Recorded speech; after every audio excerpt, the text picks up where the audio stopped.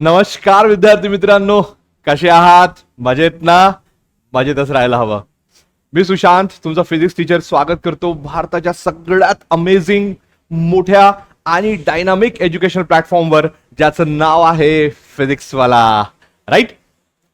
PW तर्फे एक नवीन batch इथे लॉन्च झालेली आहे आणि ज्याचं नाव आहे अभियान 2.0. जे ह्या वर्षी जेही मुलं 11th स्टँडर्ड मध्ये ऍडमिशन घेतलेले आहेत आणि जे येणारी 2025 ची सीटी टार्गेट करत आहेत, बोर्ड टार्गेट करत आहेत, बरोबर, त्यांच्यासाठी हे जे लेक्चर्स आहेत ते खूप आणि खूप महत्वाचे ठरणार आहेत. इसलिए कोई भी लेक्चर यहां पे मिस करना बिल्कुल गलत बात है, क्योंकि सवाल है आपका करियर का. राइट? तो शुरू करते हैं without any wasting time. Right? अभियान 2.0 का पहला लेक्चर, और वो भी फिजिक्स के साथ. राइट?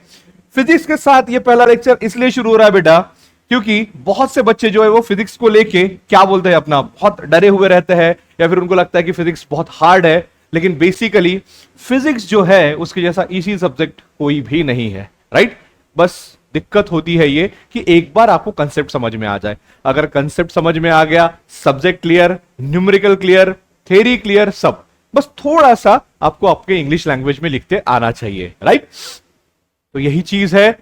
इस पूरे चीज के साथ हम शुरू करने वाले हैं हमारा अभियान 2.0 का फिजिक्स का फर्स्ट लेक्चर, जो कि वन शॉट है. किसका बेटा? Units and measurement. Is that okay? क्या है बेटा? Units and measurement. पहला हमारा चैप्टर है, बहुत बेसिक चैप्टर है, छोटा सा चैप्टर है हमारा, बराबर है, जिससे आपको आने वाले जो भी कंसेप्ट है उसको समझने में मदद होगी. Is that okay? फाइन. चलो सामने चलते हैं, अपन देखते हैं यहां पे आज हम क्या क्या कव्हर करने वाले हैं. डेफिनेटली आज आपण सगळ्यात आधी इंट्रोडक्शन कव्हर करणार आहोत. राईट? त्यानंतर आपण बघूया सिस्टम ऑफ युनिट्स, जे बऱ्याचशा मुलांना माहिती आहे. त्यानंतर fundamental, derived and supplementary units. Okay. त्यानंतर dimensions and dimensional analysis. Okay.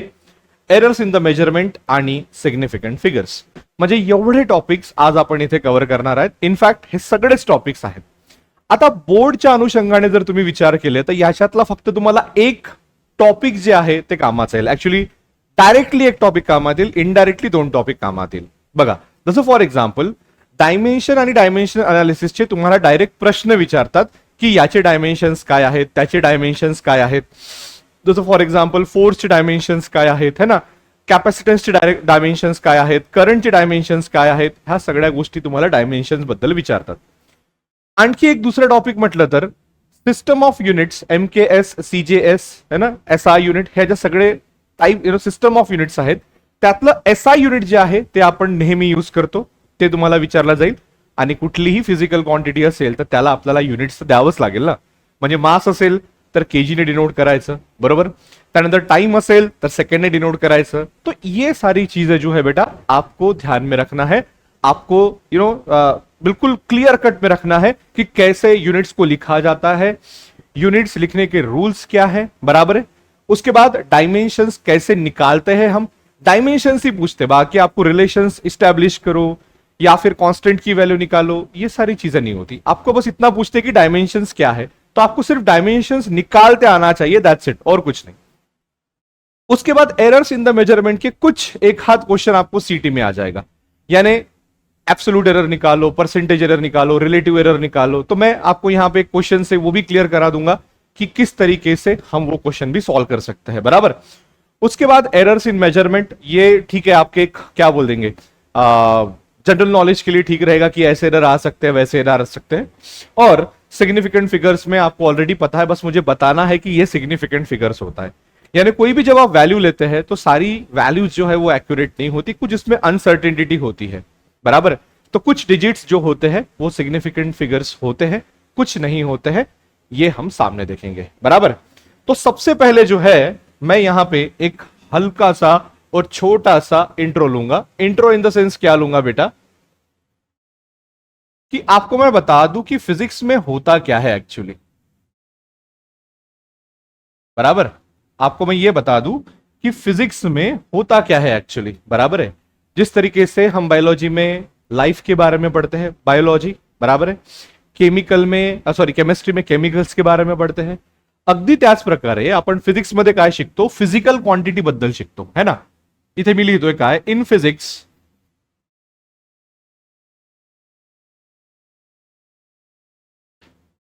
We study about physical quantities है ना. वी स्टडी अबाउट, आपण कशाबद्दल शिकतो, we study about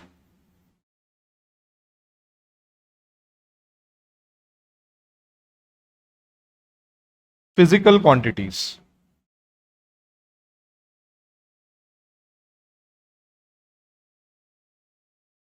are you getting my point. In physics we study about what, physical quantity. मग physical quantities काय काय आहे, तुमचं मोशन आहे, फोर्स आहे, त्यानंतर तुमचं इलेक्ट्रिसिटी आहे, चार्ज आहे, लाईट आहे, ह्या सगळ्या गोष्टी काय आहेत, फिजिकल क्वांटिटीज. हे लक्षात ठेवायचं है ना. So in physics we study about physical quantity. Example मी इथे लिहितोय काय, मोशन, ओके, त्यानंतर चार्ज है ना, लाईट एक्सेट्रा. हे काय आहेत सगळे, फिजिकल क्वांटिटीज. आलं लक्षात मी काय म्हणतोय. जसं फॉर एक्झाम्पल तुम्ही मोशन बद्दल शिकता, तर मोशन मध्ये तुम्हाला माहिती आहे डिस्प्लेसमेंट येतं, वेलोसिटी येतं, अस्लरेशन येतं, ह्या सगळ्या गोष्टी तुम्हाला शिकाव्या लागतात कुठे, मोशन मध्ये. आलं लक्षात. चार्ज जर म्हटलं तर त्याची फील्ड झाली, त्याचं पोटेन्शियल झालं है ना, त्यानंतर त्याचं कॅपॅसिटन्स, कॅपॅसिटरचा एक समोर कन्सेप्ट येतो. पण चार्ज बद्दल म्हटलं त्याची फील्ड आणि पोटेन्शियल बद्दल आपण अभ्यास करतो. लाईट म्हटलं रिफ्लेक्शन, रिफ्रॅक्शन, डायफ्रॅक्शन, ह्या सगळ्या गोष्टी तुम्हाला माहिती आहे. ह्या सगळ्या गोष्टी आपण इथे शिक, बरोबर. आता दुसरी गोष्ट येते, इन ऑर्डर टू स्टडी, मी काय लिहितोय बघा, in order to study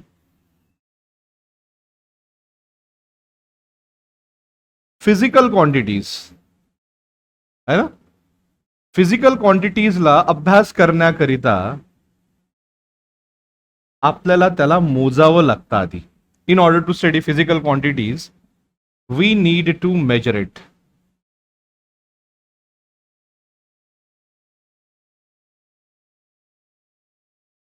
what we need to do is we need to measure it.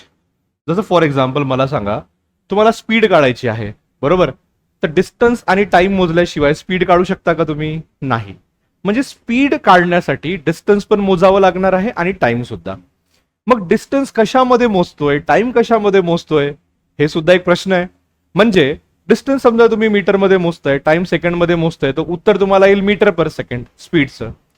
Distance तुम्ही किलोमीटरमध्ये मोजतोय, टाइम आर मध्ये मोजतोय, तर तुम्हाला उत्तर काय येईल, किलोमीटर पर आर.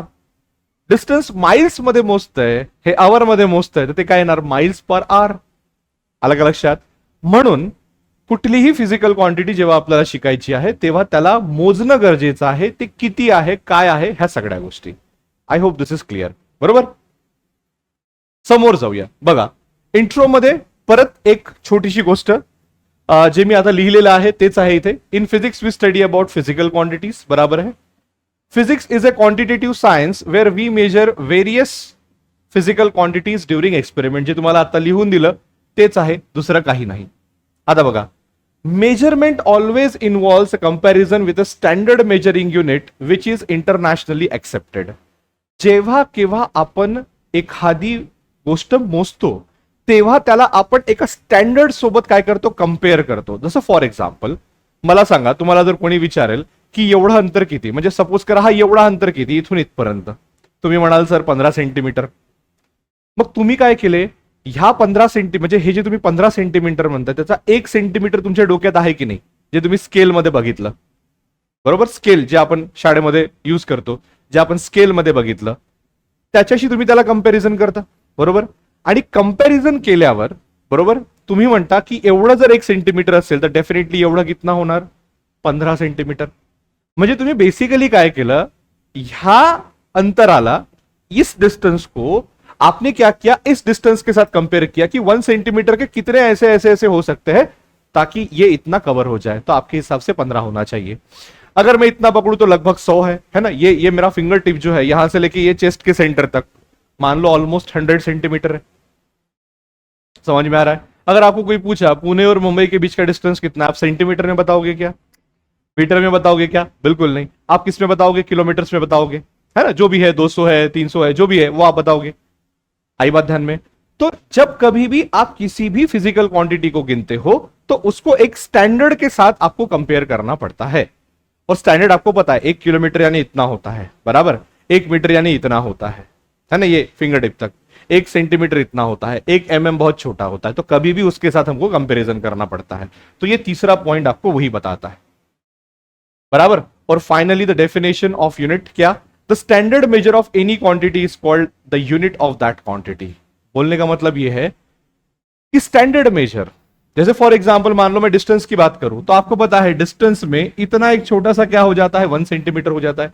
वो एच जैसा दिख रहा है, लेकिन आप पकड़ के चलो ये 2 पॉइंट है ना, ये 2 पॉइंट, ये कितना हो गया, 1 सेंटीमीटर हो गया, पकड़ लो। फिर यहां से लेके यहां तक ये पकड़ लो, 15 सेंटीमीटर हो गया। कुछ थोड़ा सा बड़ा 1 मीटर हो गया। तो हम क्या कर रहे हैं, एक स्टैंडर्ड मेजर ले रहे हैं किसी भी फिजिकल क्वांटिटी का, उसे बोलेंगे unit of that physical quantity. सोप्या भाषेत समजवायचं झालं तर 1 किलो वजन सगळ्यांना माहिती आहे। जेव्हा आपण बाजारात जातो तेव्हा जे काही घेतोय, टमाटर घेतोय है ना, कांदे घेतोय, काही पण घेतोय, तर एक साईडला 1 किलो असतो आणि एक साईडला ते तुमचं कांदे टमाटर जे काही ते असते। म्हणजे तुम्ही काय करताय, 1 किलो हे काय घेतलंय, तुम्हाला स्टँडर्ड मेजर आहे तुमचा 1 किलोचा। 1 किलो म्हणजे तेवढाच का बरं डब्बा, मोठा का बरं नाही, तो जो आपल्याला लोखंडी मिळतो तो मोठा का बरं नाही? आलं का लक्षात मी काय म्हणतोय? अगदी त्या प्रकारे त्याला म्हणायचं काय, स्टँडर्ड मेजर, ठीक आहे। The standard major of any quantity is called the unit of that quantity. तर मला वाटते हे चारही पॉइंट इथे क्लिअर आहेत। Next, system of units. आता जेही युनिट्स आपण बघतो किंवा ज्याही युनिट्स मध्ये आपण कुठल्याही गोष्टी मोजतो, जसं डिस्टन्स झालं, मीटरमध्ये, किलोमीटरमध्ये, सेंटीमीटरमध्ये आपण मोजू शकतो, टाइम झालं, सेकंड, आवर मध्ये आपण मोजू शकतो। तर वेगवेगळे टाइपचे सिस्टम्स आहेत। पहिला तुम्हाला सिस्टम इथे दिसतंय काय, सीजीएस सिस्टम। सीजीएस सिस्टम म्हणजे काय, सेंटीमीटर, म्हणजे जेही तुमचं डिस्टन्स आहे ते सेंटीमीटर मध्ये मोजायचं, मास जे आहे ते ग्राम मध्ये मोजायचं, आणि टाइम जे आहे ते सेकंड मध्ये मोजायचं, बरोबर। दुसरा आहे एमकेएस, बरोबर, डिस्टन्स जे आहे ते मीटर मध्ये मोजायचं, जे तुमचं वजन आहे किंवा काय म्हणतो मास आहे त्याला किलोग्राम मध्ये मोजायचं, आणि टाइम जे आहे ते सेकंड मध्ये मोजायचं। नेक्स्ट आहे एफपीएस, डिस्टन्स फूट मध्ये मोजायचं, मास पाऊंड मध्ये मोजायचं, आणि टाइम जे आहे ते सेकंड मध्ये मोजायचं। आणि शेवटचं आहे एसआय युनिट। शेवटचं काय बाळा, एसआय युनिट, सिस्टम इंटरनॅशनल। हे आता काही रिसेंटली ह्या सिस्टम्स निघालेल्या आहेत।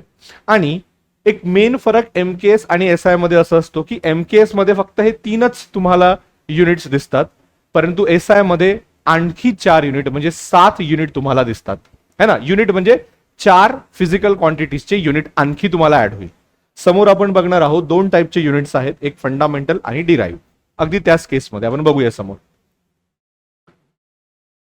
तर आता जेवढ्याही फिजिकल क्वांटिटीज आहेत, जसं फिजिक्समध्ये आपण फिजिकल क्वांटिटी बद्दल शिकतो, तर जेवढ्याही फिजिकल क्वांटिटीज आहेत त्याला 2 याच्यामध्ये आपण क्लासिफाय करू शकतो। पहिला फंडामेंटल फिजिकल क्वांटिटी, दुसरा डिराइव्ड फिजिकल क्वांटिटी।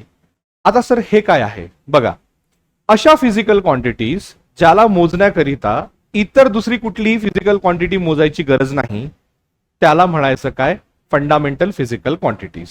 बघा काय म्हणतंय, फंडामेंटल फिजिकल क्वांटिटी आणि units, the physical quantity which do not depends on any other physical quantities for their measurement are known as fundamental quantities. For example, बघा, for example,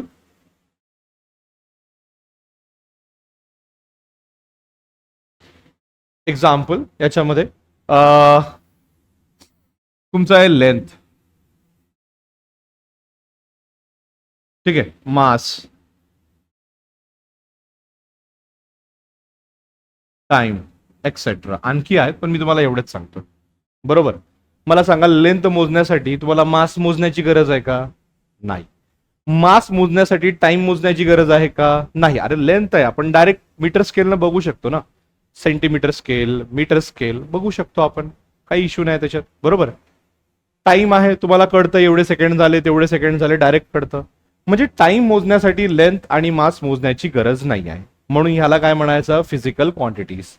आणि ज्या physical fundamental physical quantities म्हणायचं, मग ज्या fundamental physical क्वांटिटीजच्या unit जे आहेत त्याला म्हणायचं fundamental units. म्हणजे फिजिक्समध्ये आपण फिजिकल क्वांटिटीज बद्दल शिकतो. दोन टाईपचे फिजिकल क्वांटिटीज, फंडामेंटल आणि डिराइव्ड. फंडामेंटल अशा क्वांटिटीज ज्या मोजण्याकरिता दुसऱ्या मोजायची गरज नाही आहे. एक्झाम्पल काय तुम्हाला, लेंथ, मास आणि टाइम. लेंथ कशामध्ये मोजतो आपण, मीटरमध्ये मोजतो. मीटर आहे, सेंटीमीटर आहे, काही असेल मीटर. मास आपण केजी मध्ये मोजतो, बरोबर आहे. आणि टाइम जे आहे ते आपण सेकंडमध्ये मोजतो. हे लक्षात ठेवायचं. तर हे मोजण्याकरिता मला दुसरं काही मोजण्याची गरज नाही आहे. आणि त्याच्याचमुळे हे काय आहे, फंडामेंटल फिजिकल क्वांटिटीज, आणि त्याचे युनिट्स फंडामेंटल युनिट्स. आता बघा, 7 फंडामेंटल युनिट्स आणि 7 फंडामेंटल क्वांटिटीज आहेत. कुठल्या कुठल्या, लेंथ आहे, मास आहे, टाइम आहे, temperature, electric current, luminous intensity आणि अमाऊंट ऑफ सबस्टन्स. असे 7 प्रकारचे फंडामेंटल क्वांटिटीज आहेत आणि त्याचे 7 फंडामेंटल युनिट्स तुम्हाला इथे दिलेलं आहे. तर त्याचं पूर्ण नाव तुम्हाला इथे बघा दिलेलं आहे. जसं लेंथ मीटर आहे, त्याचा सिम्बॉल एम आहे. किलोग्रामचं त्याला असं लिहायचं आणि सिम्बॉल जे आहे ते कसं आहे, केजी. त्यानंतर सेकंड सिम्बॉल हे केल्विनचं कॅपिटल के, एम्पियरचं कॅपिटल ए, कॅन्डेलाचं सीडी आणि मोलचं एमओएल. तर अशा प्रकारे वेगवेगळ्या प्रकारचे तुम्हाला फंडामेंटल क्वांटिटीज आणि त्याचे युनिट्स इथे दिलेले आहे. नेहमी लक्षात ठेवायचं, फंडामेंटल क्वांटिटीज अशा क्वांटिटीज ज्याला मोजण्याकरिता दुसरी कुठलीही क्वांटिटी मोजण्याची गरज नाही, त्याला म्हणायचं फंडामेंटल फिजिकल क्वांटिटीज. मग अशा क्वांटिटीज किती आहेत, तर 7. कोणत्या कोणत्या, length, mass, time, temperature, electric current, luminous intensity आणि अमाऊंट ऑफ सबस्टन्स. त्याचे सिम्बॉल्स इथे तुम्हाला दिलेले आहे एसआय युनिट्सचे. आलं लक्षात? गुड. समोर डिराइव्ड फिजिकल क्वांटिटीज किंवा डिराइव्ड क्वांटिटीज आणि युनिट. आता फंडामेंटल क्वांटिटीज अशा क्वांटिटीज की ज्याला मोजण्यासाठी दुसऱ्या कुठल्याही क्वांटिटी मोजायची गरज नाही. पण जर मोजण्याची गरज पडत असेल तर मग काय, डिराइव्ड क्वांटिटी. फॉर एक्झाम्पल तुम्हाला सांगतो मी, वेलोसिटी पकडा, स्पीड पकडा. मला सांगा, स्पीड डायरेक्ट कोणती स्केल लावून आपल्याला मोजता येईल का? हा, हे बघा, हे 10 स्पीड आहे. हाँ, हे बघा, हे 20 स्पीड है. ऐसा होगा? ऐसा नहीं होगा. क्या करना पड़ेगा? स्पीड गिनने के लिए हमको डिस्टेंस और टाइम, ये दोनों क्वांटिटी गिनना जरूरी है, उसके अलावा नहीं होगा.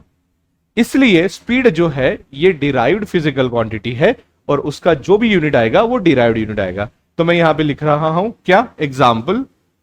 काय एग्जाम्पल आहे? स्पीड है ना. वेलॉसिटी मोजण्यासाठी डिस्प्लेसमेंट आणि टाइम मोजण्याची गरज आहे. स्पीड झालं, वेलॉसिटी झाली, ठीक आहे. त्यानंतर ऍक्सलरेशन झालं. हे सगळ्या गोष्टी मोजण्यासाठी तुम्हाला आणखी दुसऱ्या गोष्टी मोजाव्या लागतात आणि म्हणून याला म्हणायचं काय, डिराइव्ड फिजिकल क्वांटिटी. आणि यांची जे युनिट्स आहेत त्याला म्हणायचं derived units. Speed metre per second, kilometre per hour, ह्या सगळ्याच्या मध्ये तुम्ही मोजू शकता, बरोबर. वेलॉसिटी सुद्धा तेच, बरोबर. ऍक्सलरेशन काय, मीटर पर सेकंड स्क्वेअर. आलं का लक्षात? तर ह्या फिजिकल क्वांटिटीज, त्याचे तुम्हाला युनिट्स हे थोडंसं लक्षात ठेवावं लागेल. भरपूर डिराइव्ड युनिट्स आहेत, भरपूर. ते जे 7 सोडले की बाकी सगळे जेही युनिट्स आहेत ते काय आहेत तुमचे बेटा, डिराइव्ड युनिट्स आहेत.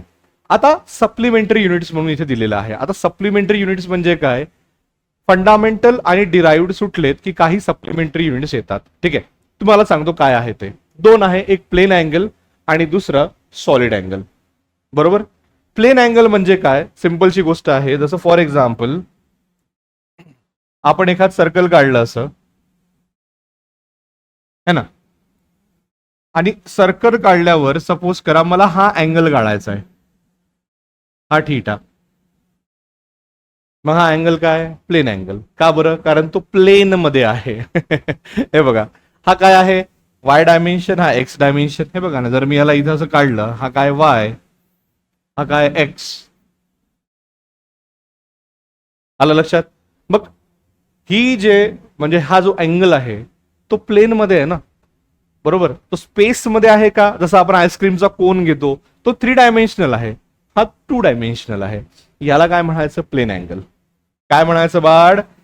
अरे इसको की बोलेंगे हम, की कहता है ऐसा कहता है क्या, इसे कहता है प्लेन एंगल. समझ में आ गया मैं क्या बोल रहा हूं? Right? I hope this is clear. So this is what plane angle है ना, थीटा जिसे हम बोलते हैं. इस थीटा को हम गिनते हैं रेडियन में, है ना. मैं यहां पे लिख दूं, यूनिट जो है वो आता है रेडियन. इसको शॉर्ट फॉर्म में रैड भी बोलते हैं, बराबर. Plane angle is the ratio of the length of an arc of a circle to the radius of the circle. तो आप यहां पे देख सकते हो बेटा, इसकी डेफिनेशन कुछ इस तरीके से दी है. This is radius and this is length of the arc. Suppose करो मैं एल लिख देता हूं, बराबर. तो जो भी थीटा है ना, जो भी थीटा है, चलो मैं पहले वो लिख देता हूं. जो भी थीटा है that is equal to what, arc upon radius, है ना. इसको कैसे लिखेंगे वहां पे, एल अपॉन आर, बराबर है. अब देखो, आर्क भी लेंथ है और रेडियस भी एक टाइप का लेंथ है, यानी दोनों को मीटर मीटर में ही गिनेंगे ना हम. तो मीटर मीटर ये यूनिट कैंसिल हो जाता है और आपका जो थीटा है वो एक डायमेंशनलेस क्वांटिटी होता है. समझ में आ रहा है? उसको हम रेडियन बोलते हैं, ठीक है ना. उसको हम क्या बोलते हैं, रेडियन बोलते हैं. ये बात ध्यान में रखना.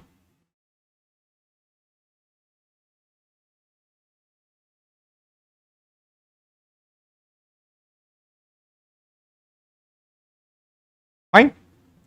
उसके बाद क्या लिखवाया था मैंने, yes, its unit is radian.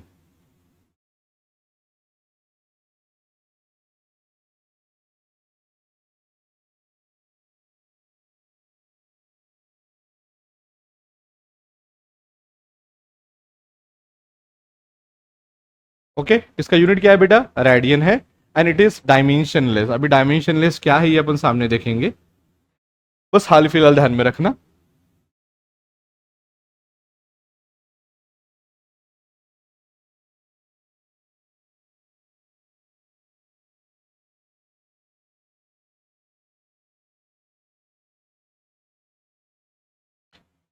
Clear? सामने सॉलिड एंगल, बराबर. अब प्लेन में है तो प्लेन एंगल, स्पेस में है तो सॉलिड एंगल. ये देखो, ये दिख रहा है ना. ये क्या है, ये एक स्फीयर का एक सरफेस एरिया है और उसने जो सेंटर पे ये वाला जो एंगल बनाया है ना. अब इसको कैसे निकालूं मैं, ये ऐसे ऐसे ऐसे करके ये ऐसे एंगल निकाल रहा हूं. ये दिख रहा है, वो तो सरफेस एरिया ही हो गया. लेकिन ये जो पूरा एंगल यहां पे बनेगा ना, वो उसे बोलेंगे अपन क्या, स्टे रेडियन. यानी सॉरी, उसको बोलेंगे सॉलिड एंगल, जो कि स्टे रेडियन में गिना जाता है. So what is the formula for this, देखो डेफिनेशन से हमको पता चल जाएगा फॉर्मूला, बराबर. Solid angle is the three dimensional analog of plane angle. यानी जैसे प्लेन एंगल 2 डायमेंशन में होता है तो सॉलिड एंगल 3 डायमेंशन में होता है. And it is defined as the area of the portion of the surface of the sphere to the square of the radius of the sphere. यानी ये जो आपको दिख रहा है डी ए, बराबर है. आपको क्या दिख रहा है बेटा, डी ए. ये तो ये जो हो गया तुम्हारा D ohm is equal to क्या, तुम्हारा D A upon what, R square. D A क्या है बेटा, सरफेस एरिया, और आर क्या है, रेडियस, है ना. तो इसको थोड़ा सा ध्यान में रखना.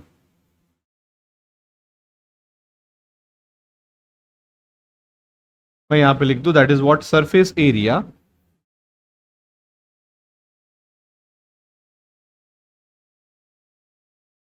अपॉन आर स्क्वायर ही लिख देता हूं मैं यहां पे, ठीक है. और कुछ लिखने की जरूरत नहीं है. Same, it is also the dimensionless quantity, क्योंकि आप यहां पे देख सकते हो सरफेस एरिया ये मीटर स्क्वायर में आएगा और ये भी मीटर स्क्वायर में ही आएगा. तो मीटर स्क्वायर कैंसिल हो जाता है. सो it is what,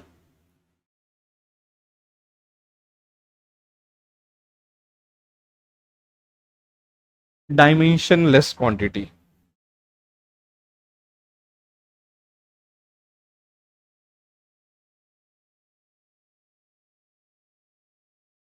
I hope this is clear. Yes, okay. चलो सामने चलेंगे. अभी हम लेंगे conventions for the use of SI unit. अभी हमने फंडामेंटल क्वांटिटीज देख लिया, डिराइव्ड क्वांटिटीज देख लिया, सप्लिमेंटरी युनिट्स भी देख लिया, बराबर. आता आपण काय बघणार आहोत, आपण बघणार आहोत conventions for the use of SI units, है ना. म्हणजे काय कन्व्हेन्शन्स असतात.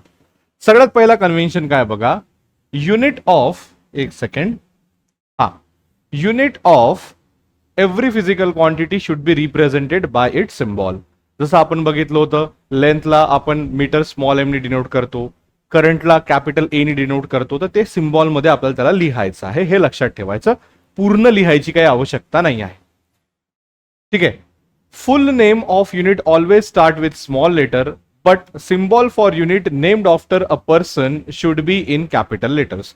जसं बघा, सेकंडचा एस स्मॉल असणार आहे आणि अँपियरचा ए कॅपिटल असणार आहे. का बरं? कारण अँपियर हा एका पर्सनच्या नावाच्या नंतर आहे किंवा नावावर आहे तो युनिट. म्हणजे एखाद्या कुठल्याही पर्सनच्या नावावर युनिट असेल, जसं अँपियर झालं है ना, तर त्याला लिहायचं कॅपिटलमध्ये. केल्विन झालं, त्याला लिहायचं कॅपिटलमध्ये, म्हणजे कॅपिटल ए किंवा कॅपिटल के. पण बाकी सगळे जे आहे ते स्मॉल मध्ये लिहायचं. जसं सेकंड आहे ते स्मॉल एस मध्ये येणार है ना, मीटर आहे ते स्मॉल एम मध्ये येणार, त्यासारखं. Symbol do not take plural forms. म्हणजे काय? मीटर्स, सेकंड्स, म्हणजे एस तिथे मागे लावायचा नाही, ते प्लुरल फॉर्म कधी असत नाही. Symbol do not contains any full stop. Symbol झाल्यावर कधीही फुल स्टॉप लिहायचं नाही. बरोबर.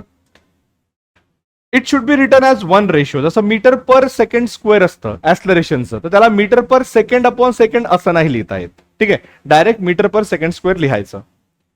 Combination of units and symbol for units is avoided. म्हणजे एखादी नाव पूर्ण तुम्ही लिहिलं आणि अर्ध एक काय म्हणतं एक सिम्बॉल लिहिलं, तसं नाही जमणार. पूर्ण तुम्हाला सिम्बॉल मध्ये लिहावं लागेल. बघा, मी परत एकदा सांगतो. Unit of every physical quantity should be represented by it symbol. जसं फॉर एक्झाम्पल स्मॉल एस सेकंडचा आहे, मीटरचं स्मॉल एम आहे, अँपियरचं कॅपिटल ए आहे, कॅपिटल के आहे केल्विनचं, असं. फुल नेम है ना, जर एखादी युनिटचं तुम्हाला हे बघा काय म्हणते, full name of unit always starts with small letter, but symbol for unit named after a person should be in the capital letters. आलं लक्षात मी काय म्हणतोय? फुल नेम जे आहे ते स्मॉल मध्ये घ्यायचं आहे आणि जे तुमचं काय म्हणतोय नेम्ड आफ्टर जे पर्सन असेल त्याला काय घ्यायचं आहे बेटा? कॅपिटल्स मध्ये घ्यायचं आहे. I hope this is clear. बरोबर. इथे बघा, तुम्हाला फंडामेंटल आणि डिराइव्ड क्वांटिटीज मध्ये तुम्हाला सांगतो. ओके, हा. आता याच्यामध्ये बघा, हे सगळं जे आहे हे सगळं स्मॉल मध्ये पाहिजे होता. म्हणजे हे स्मॉल मध्ये पाहिजे, हे पण स्मॉल, हे पण स्मॉल. हे आणि हे जे दोन आहे हे आपल्याला कॅपिटल्स मध्ये करता आलं असतं. बरोबर आहे, हे आपल्याला कॅपिटल्स मध्ये करता आलं असतं, पण ते नाही करायचं आहे. ओके.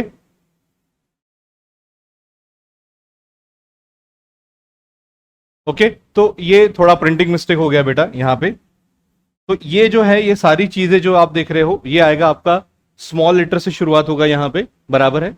लेकिन यहाँ पे आप देख पा रहे हो, ये देखो, ये और ये स्मॉल है, लेकिन ये दोनों कैपिटल है, because this is named after the person, that is Kelvin and ampere. Okay, so I hope this is clear. Fine. चलो सामने चलेंगे हम.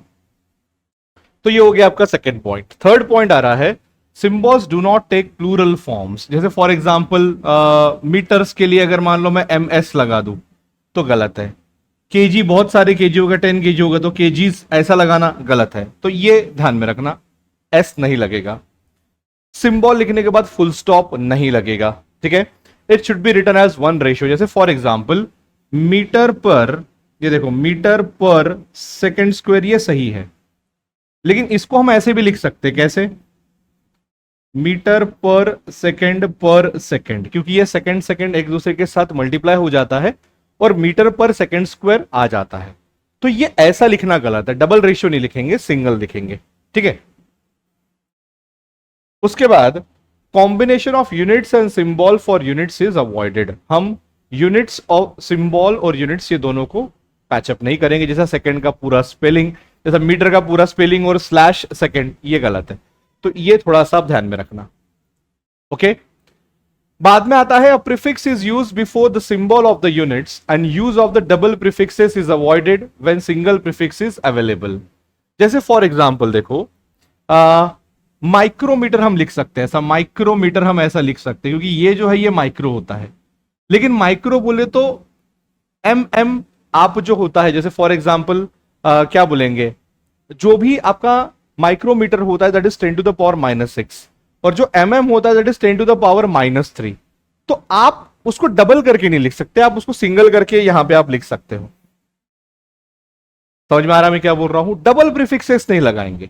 समझ में आ रहा है? जैसे मिली का मिली है ना, मिलीमीटर का मिलीमीटर. समझ में आ रहा है? तो 10 टू द पावर -6 होगा, तो वो डायरेक्ट इसको हम ऐसा लिख सकते हैं. बराबर. उसके बाद स्पेस और hyphen must be introduced while indicating multiplication of two units.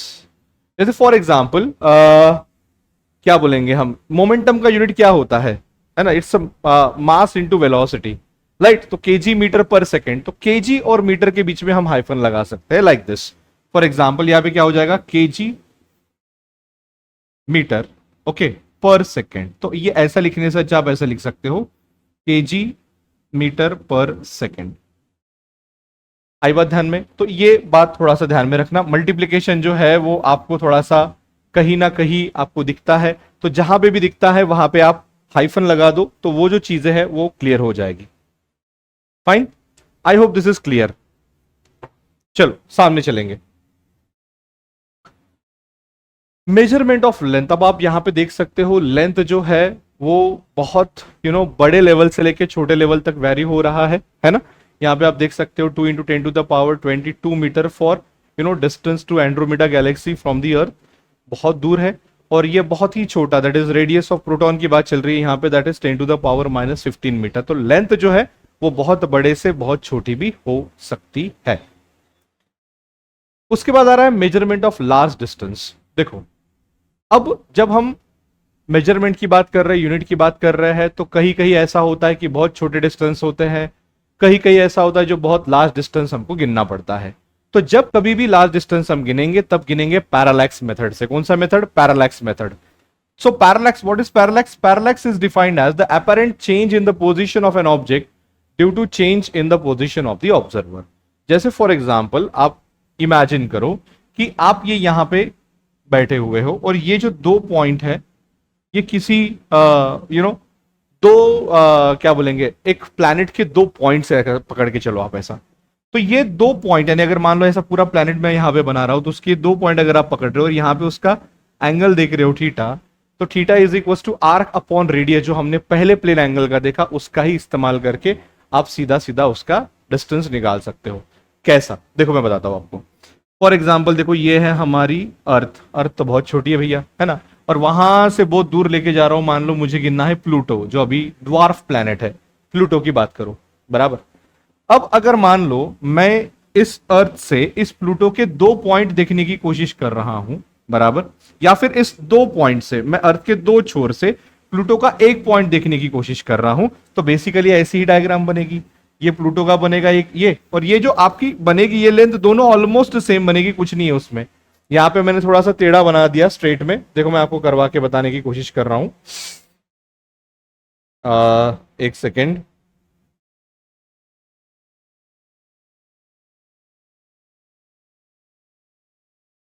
ये देखो अर्थ के दो पॉइंट से प्लूटो का एक पॉइंट, सेंटर वाला पॉइंट देखने की मैं ये कर रहा हूं, ट्राई कर रहा हूं।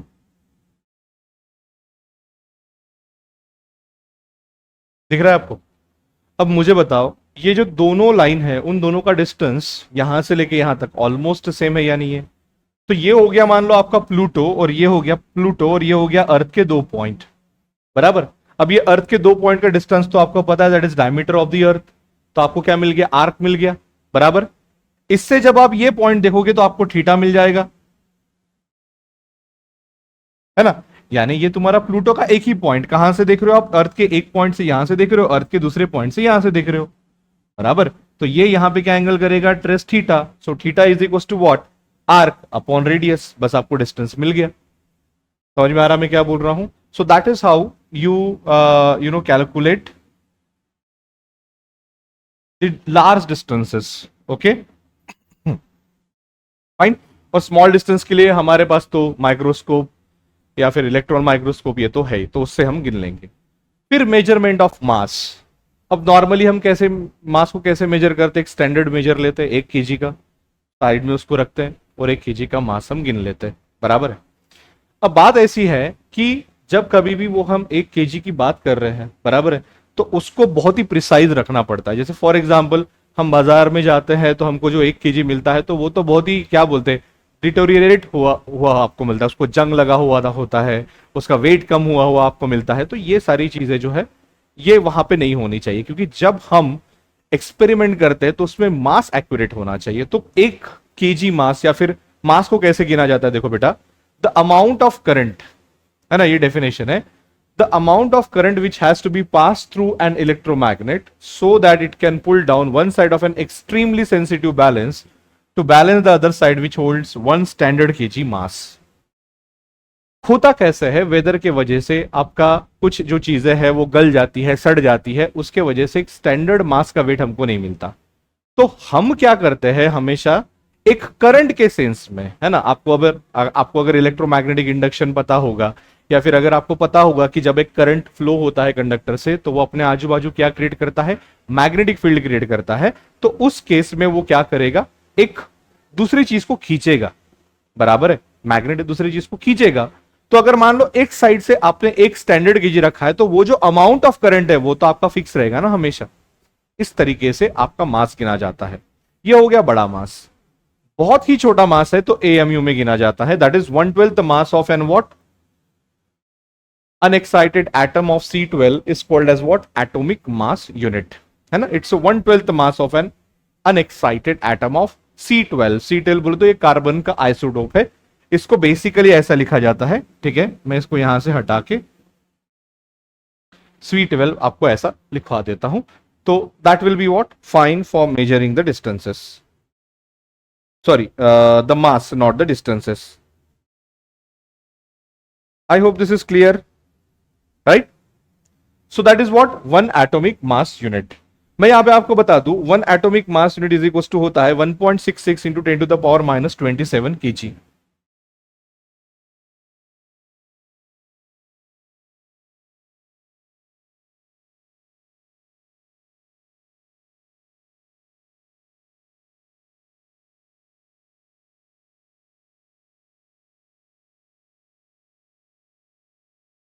है ना. ये आप एक चीज थोड़ी सी ध्यान में रखना. Fine. Next, measurement of time. अब टाइम को कैसे मेजर किया जाए, बराबर. उसमें भी एक तरकीब है कि 91926317 वाइब्रेशंस कंप्लीट करने के लिए जितना टाइम लगता है किसको, ऑफ दो हाइपरफाइन स्टेट के बीच में ऑसिलेट होने के लिए, किसका, CS 133 एटम का, उसे बोलेंगे हम क्या, 1 सेकेंड. देखो, a second is taken as the time needed for इतने vibrations of the radiation that should be emitted during a transition between two hyperfine states.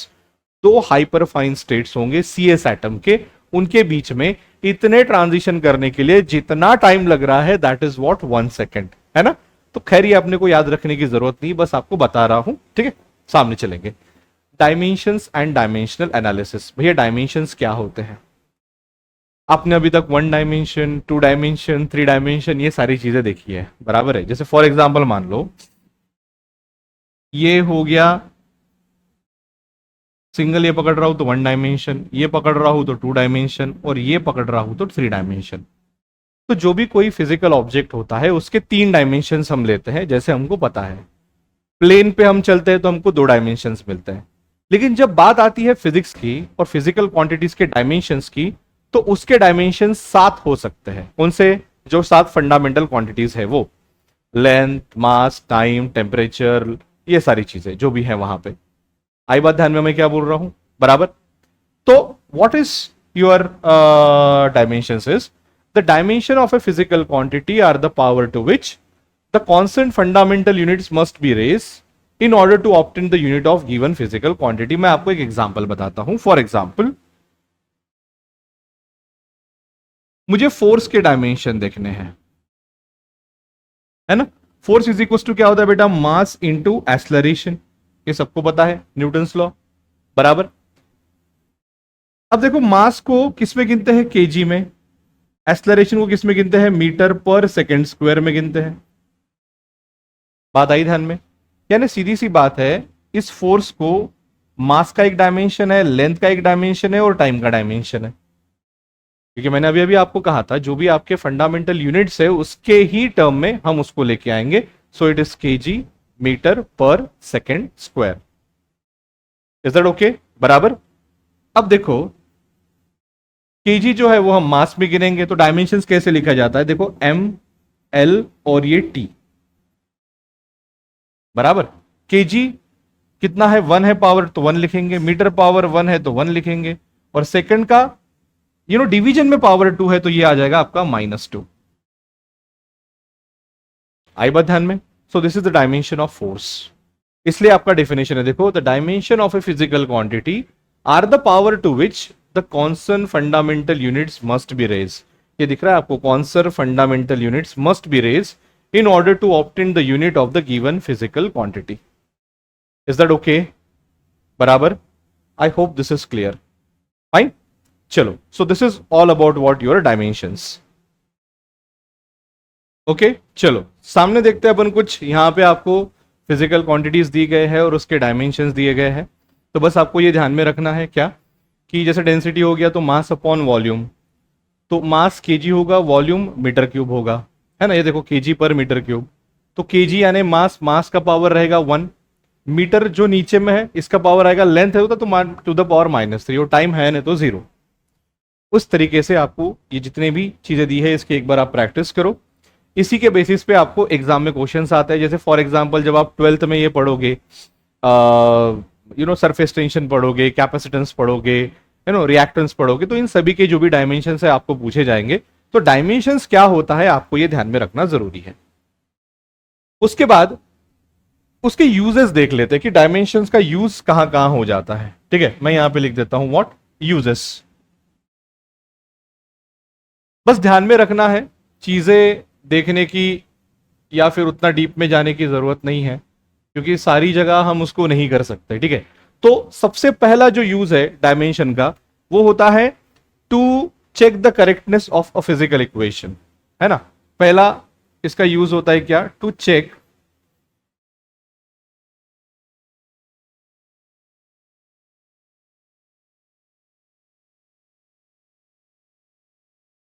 Correctness of physical equation.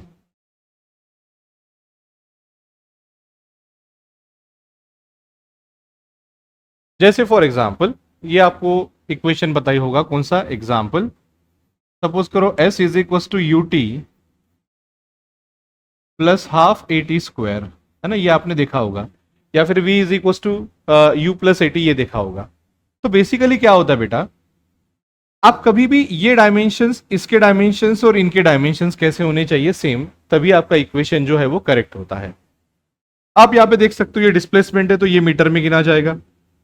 u क्या है, initial velocity, तो वो metre per second में गिनी जाती है। Multiply by time का क्या है, सेकंड, तो सेकंड सेकंड यहां पे कैंसिल हो जाता है, क्या बचता है यहाँ पे मीटर। देखो इधर भी मीटर उधर भी metre, plus half into a क्या है, acceleration, so that is metre per second square, into ये टी का क्या आ जाएगा, सेकंड स्क्वायर, क्योंकि ये भी स्क्वायर है। अब देखो ये स्क्वायर कैंसिल, देखो ये मीटर, ये भी मीटर और ये भी metre.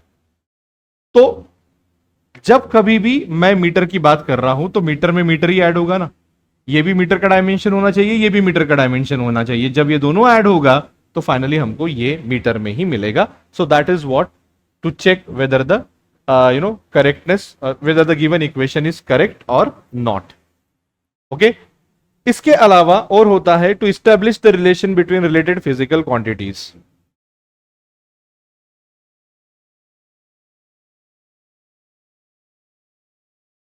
To establish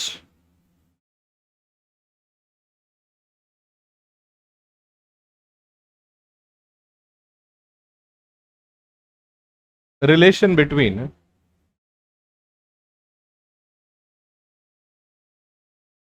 related PQ लिख देता हूं, PQ is what, physical quantities, ये ध्यान में रखना है ना। जैसे फॉर एग्जांपल यही रिलेशन एस्टेब्लिश करने के लिए हम इसका यूज करते हैं। ये हमको डिटेल में देखने की जरूरत नहीं है, क्योंकि ना ही आपको ये सीटी में पूछा जाएगा और ना ही आपको ये बोर्ड में पूछा जाएगा। ठीक है, और तीसरा और आखिरी, that is to find the conversion factor between the units of the same physical quantity in two different system of units. तो मैं सीधा इसको सिंपल में लिख देता हूं, टू फाइंड कन्वर्शन फैक्टर, है ना। अभी अपने को कन्वर्शन फैक्टर तो सीधे सीधे दिए रहते, तो हमेशा वो देखने की या करने की जरूरत नहीं है। To find the conversion factor, जैसे फॉर एग्जांपल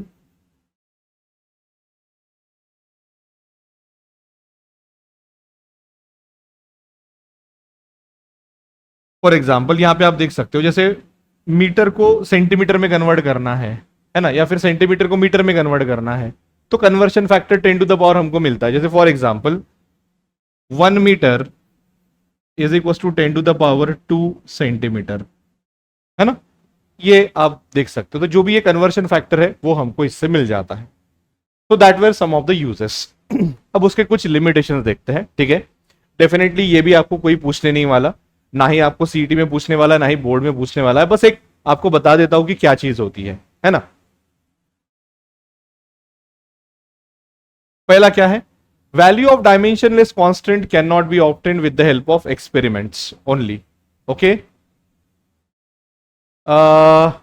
जो भी हमारा वैल्यू ऑफ डायमेंशनलेस कांस्टेंट होता है उसको ऑब्टेन कर सकते हैं सिर्फ एक्सपेरिमेंट के साथ, डायमेंशन से नहीं। जैसे फॉर एग्जांपल कहीं कहीं हम कांस्टेंट लगाते हैं प्रोपोर्शनलिटी के, आपने ये देखा होगा क्या कि जो भी हमारा ग्रेविटेशनल फोर्स होता है वो होता है G m/m/r², बराबर।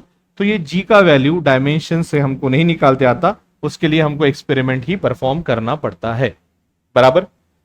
इसके अलावा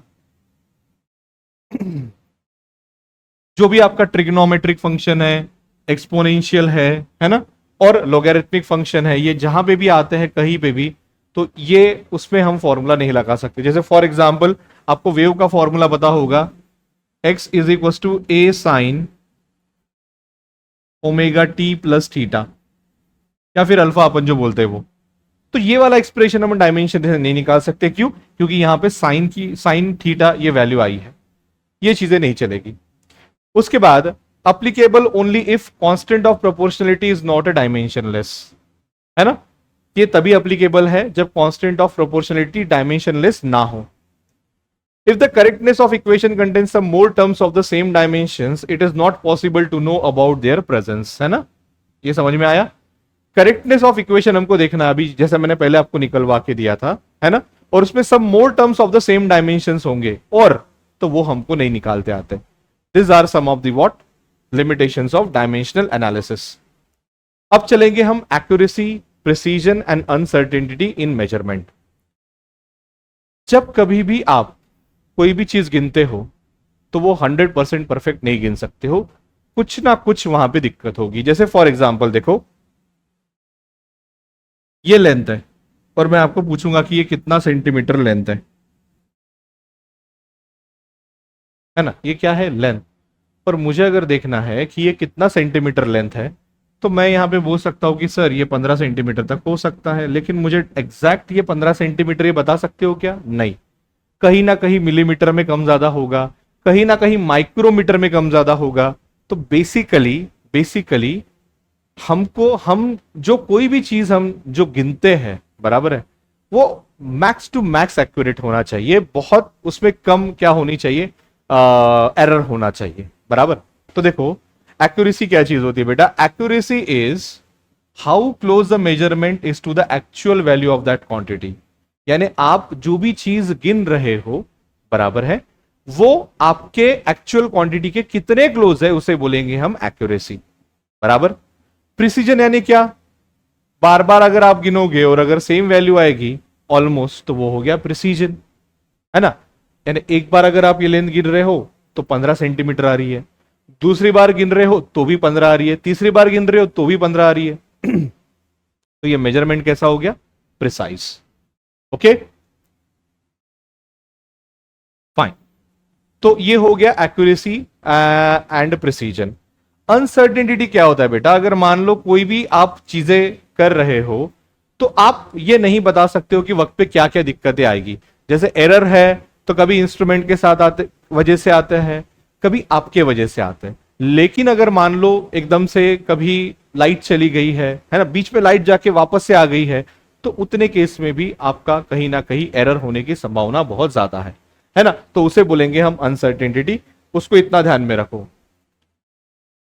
एरर्स इन द मेजरमेंट, ठीक है। अभी बोर्ड के हिसाब से देखा जाए तो आपका टॉपिक खत्म हो जाता है, बोर्ड के हिसाब से आपके पास कुछ नहीं बचता है, बराबर। लेकिन यहां पे जो थोड़ी बहुत चीजें हैं वो आपको सीटी में पूछ सकते हैं, इसलिए यहां पे मैं चीजें आपको यहां पे कवर करा रहा हूं, है ना। एरर्स इन द मेजरमेंट, पहला कौन सा है बेटा, सिस्टमैटिक एरर्स। पहला कुठला है, सिस्टमॅटिक एरर। दुसरा आहे तुमचं रॅन्डम एरर्स, जे मॅक्सिमम जे एरर्स येतात त्याला मी तुम्हाला सांगतोय। Systematic errors are the errors that are not determined by chance but are introduced by inaccuracies inherent to the system. म्हणजे काय की जे तुमचे सिस्टमॅटिक एरर्स आहेत हे ते एरर्स आहेत जे तुमच्या स्वतःमुळे किंवा इन्स्ट्रुमेंटमुळे त्याच्यामध्ये येतं किंवा तुम्ही फॉल्टी सेटअप केलं त्याच्यामुळे येतं. म्हणजे याला तुम्ही क्लिअर करू शकता, याची तुम्ही प्रिकॉशन घेऊ शकता. पण रॅन्डम एरर असं नसते. रॅन्डम एरर तुम्ही कितीही प्रिकॉशन घेतले तरी ते होऊ शकते, कारण ते वेगळ्याच कारणामुळे उद्भवतात. आई होप दिस इज क्लियर. बराबर. तो सिस्टमैटिक एरर्स के टाइप्स यहां पे दिए हैं. पहला कौन सा है बेटा? Instrumental error. इंस्ट्रूमेंटल एरर अगर मान लो इंस्ट्रूमेंट में फॉल्ट है तो वो बराबर है. Error due to imperfection in experimental technique बराबर. अगर आपने टेक्निक ही गलत यूज की है तो. और बाद में आ रहा है आपका पर्सनल एरर. पर्सनल बोले तो आपके खुद के वजह से जो भी चीजें गलत हो रही है that is what? Personal error. Random errors are the error which are introduced even after following this all procedures to minimize systematic errors. It occurs due to variation in what condition in which experiment is performed. For example, temperature, humidity.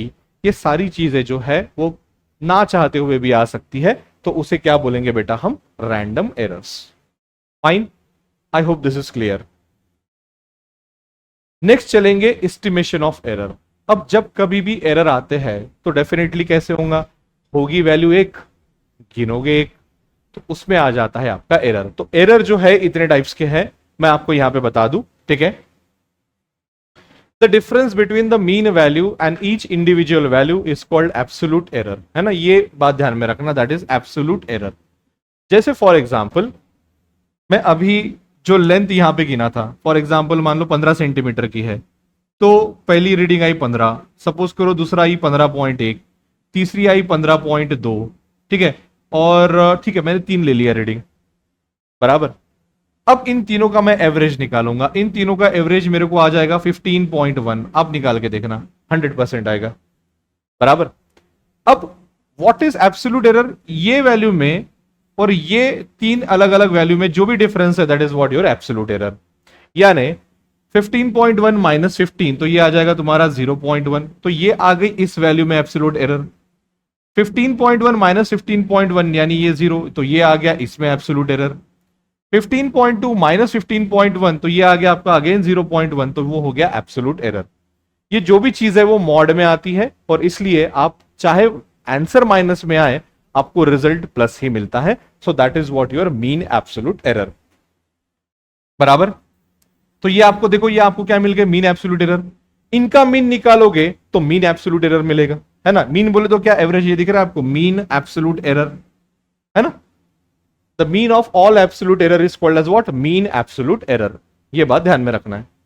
उसके बाद the ratio of mean absolute error to its arithmetic mean. Arithmetic mean बोले तो हमने जो ये पहले निकाला था 15.1, उसका जब आप रेशियो लोगे तो आपको क्या मिलेगा बेटा? Relative error. है ना, क्या मिलेगा आपको? Relative error. और इसको अगर परसेंटेज में निकाल दे तो ये बन जाएगा आपका परसेंटेज एरर. ये क्या बन जाएगा आपका? Percentage error. अभी ये क्या चीज है मैं आपको एक सिंपल से न्यूमेरिकल से यहां पे क्लियर कराता हूं. देखो, the radius of the sphere measured repeatedly yields values 5.63, 5.54, 5.44, 5.40 और 5.35 मीटर. यानी बेसिकली आपको यहां पे क्या पूछा है कि एक ऐसा स्फीयर है, बराबर, और उसके रेडियस की जो वैल्यू है वो बार बार गिनने की कोशिश की जा रही है. आर. समझ में आ रहा मैं क्या बोल रहा हूं?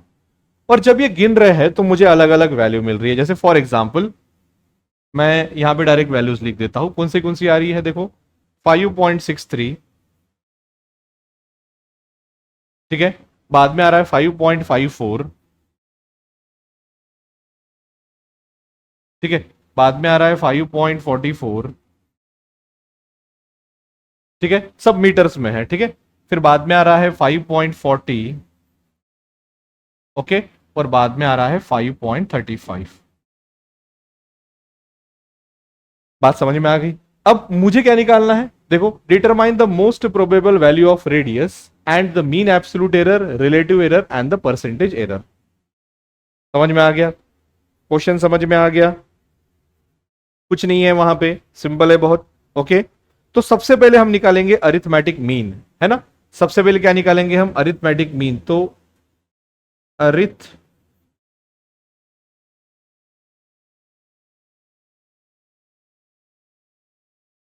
मीन ये कितना होगा, सबको ऐड कर दो, डिवाइडेड बाय 5 करो। क्यों, क्योंकि 5 क्वांटिटीज दी गई है। तो मैं यहां पे लिख दूं arithmetic mean is equal to कितना होगा, ये हो गया 5.63 plus 5.54 plus 5.44 plus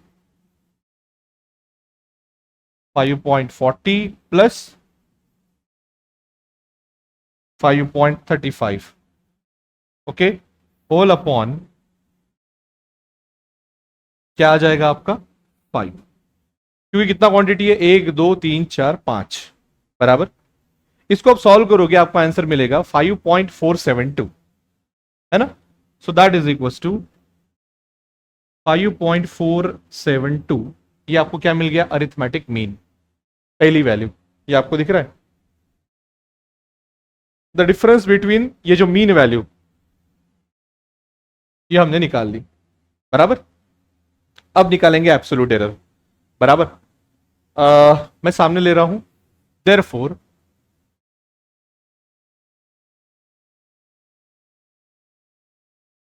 absolute error is equal to क्या क्या आएगा, absolute error, difference between the mean value and each individual value is called as what, absolute error, बराबर। अब ये देखो, ये माइनस ये माइनस ये माइनस ये माइनस ये और ये माइनस ये अगर आप करोगे तो वो मिल जाएगा आपको क्या, एब्सोल्यूट एरर। उसको मॉड में रखना है हमको, ठीक है, ताकि हमको जो है, जो वैल्यू है वो कैसे मिले, पॉजिटिव। तो क्या वैल्यू है, 5.472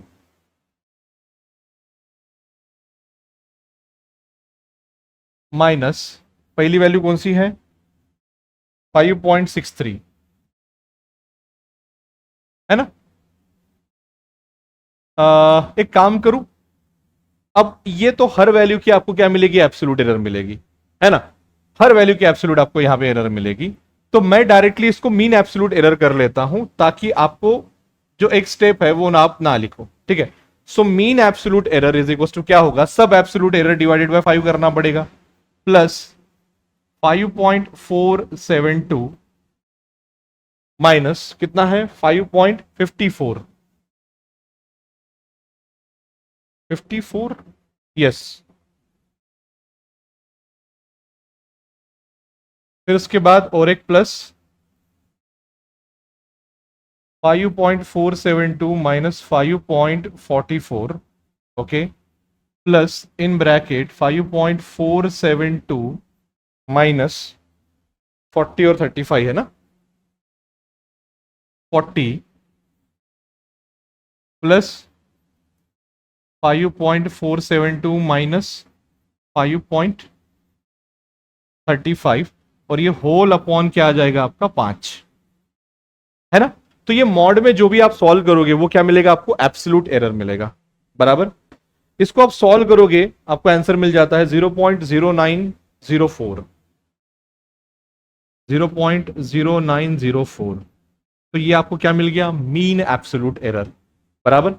अब अगर मुझे परसेंटेज एरर निकालना है तो मुझे इसे मल्टीप्लाई बाय क्या करना पड़ेगा, 100 करना पड़ेगा। देयरफॉर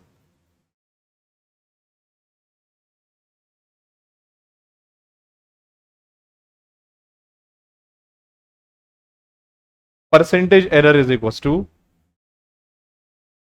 0.0904 मल्टीप्लाई बाय 100, तो आपको आंसर यहां पे मिल जाता है 9.04%, इज इट, बराबर। सो दैट इज व्हाट, सॉरी यहां पे थोड़ा सा कुछ दिक्कत हो रहा है, यस। तो ये आपको मिल गया मीन एब्सोल्यूट एरर। अभी तो पहले रिलेटिव एरर निकालना पड़ेगा ना, एक सेकेंड, ये रिलेटिव एरर निकालना पड़ेगा पहले। रिलेटिव का फॉर्मूला देखो यहां पे आपको दिया गया है, कहां गया है, the ratio of mean absolute error to its arithmetic mean, है ना, that is what your relative error. So mean absolute error upon arithmetic mean, ये देखो, this is mean absolute error and this is what your arithmetic mean. तो इसको पहले solve करना पड़ेगा अपने को। ठीक है,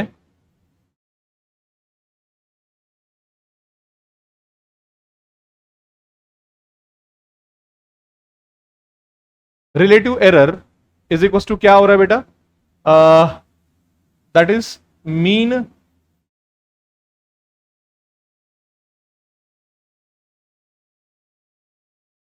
absolute error upon arithmetic mean.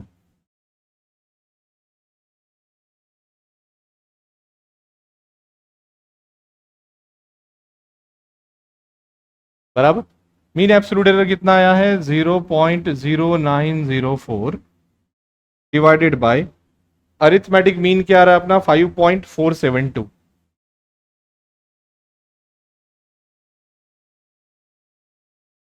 बराबर, इसको आप सॉल्व करोगे तो आंसर मिलेगा 0.0 एक सेकेंड, यस 0.017।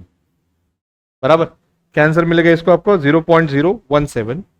अब ये हो गया रिलेटिव एरर। अगर हमको परसेंटेज एरर निकालना है तो हम क्या करेंगे, सीधा सीधा रिलेटिव एरर मल्टीप्लाई बाय 100, है ना। परसेंटेज एरर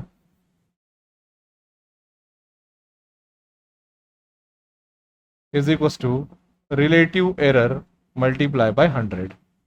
बराबर, तो रिलेटिव एरर कितना है 0.017 मल्टीप्लाई बाय 100 करोगे तो 1.7% जो है आपको यहां पे आंसर मिल जाता है। That is all about your what, absolute error. Okay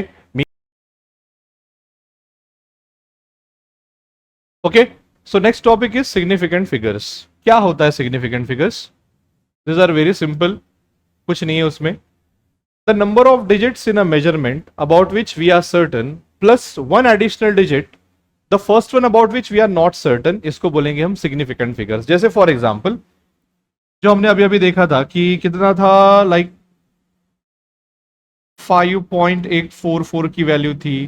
फिर अगर मान लो मैं 5.43 लेता हूं, ठीक है, फिर बाद में मैं ले रहा हूं 5.46 ले रहा 4, अगेन एक बार चलो 3 ले लेता हूं, देन अगेन 5 पॉइंट मान लो 46 है। तो आप यहां पे देख पा रहे हो ये और ये डिजिट जो है ये कंफर्म है हर जगह, है ना, प्लस एक डिजिट जो कंफर्म नहीं है जैसा ये तीसरा। तो यहां पे कितने सिग्निफिकेंट फिगर्स हो गए बेटा, 3। ये बात ध्यान में रखना। सो that is what your significant figures.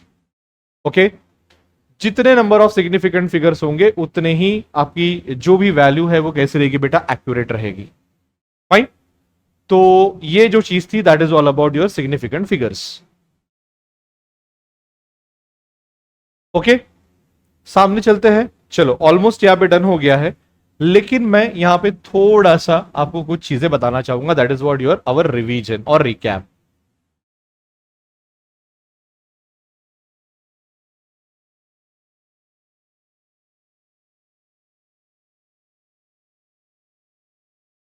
बराबर, क्या रिकैप, हमने क्या देखा बेटा, हमने यहां पे यूनिट्स एंड मेजरमेंट देखा। तो कोई भी जब हम फिजिक्स पढ़ते, फिजिक्स में जब हम कुछ भी पढ़ते हैं तो हम फिजिकल क्वांटिटीज के बारे में पढ़ते हैं, पहली बात। दूसरी बात, फिजिकल क्वांटिटी पढ़ने के लिए गिनना जरूरी है। तीसरी बात, गिनने के लिए हम लेते हैं यूनिट्स। चौथी बात, जब हम गिनते हैं तो गिनने में कोई दिक्कतें आ सकती है, तो that is called as what, errors. Errors अलग अलग टाइप के होते हैं जो हमने ऑलरेडी देख लिया है। साथ ही साथ हमने डायमेंशन देखा है। जिस तरीके से कोई भी ऑब्जेक्ट के 3 डायमेंशन होते हैं, उस तरीके से ये जो भी फंडामेंटल क्वांटिटीज होते हैं उनके 7 डायमेंशंस हो सकते हैं। हो गए ही जरूरी नहीं है, लेकिन 7 डायमेंशन तक हम उसको खींच सकते हैं। तो ये जितनी भी चीजें हैं ये आज हमने यहां पे कवर कराई है, एंड आई थिंक ये जो सारी चीजें हैं आपको क्लियर होगी। तो बस आप बोर्ड के हिसाब से एक बात ध्यान में रखना, क्या कि डायमेंशंस कैसे निकालते हैं वो मैंने आपको क्लियर कट बता दिया। सीटी के हिसाब से बस मैंने आपको एक चीज बताई कि एरर्स कैसे निकालते आना चाहिए, जिसका मैंने आपको एक न्यूमेरिकल लिया। इससे ज्यादा इस चैप्टर से आप कुछ करने की जरूरत नहीं है।